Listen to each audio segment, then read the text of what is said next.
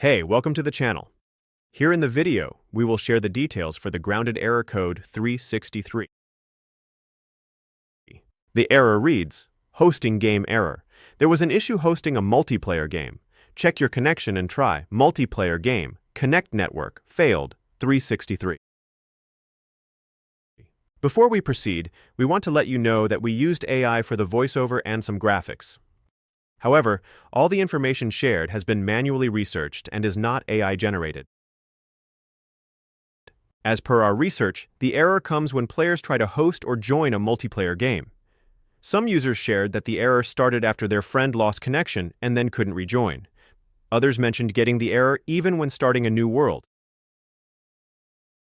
According to our research, the error is likely caused by network issues, VPN interference, IPv6 settings, or crossplay settings. To deal with the error, the first thing we suggest is to disconnect from any VPN you might be using. Some users found that turning off their VPN helped them connect. In some cases, turning the VPN on and then off again also resolved the issue. So try this and check if the error still comes. If the error still comes, then try turning off IPv6 on your network. Once you disable IPv6, reboot your system and check again.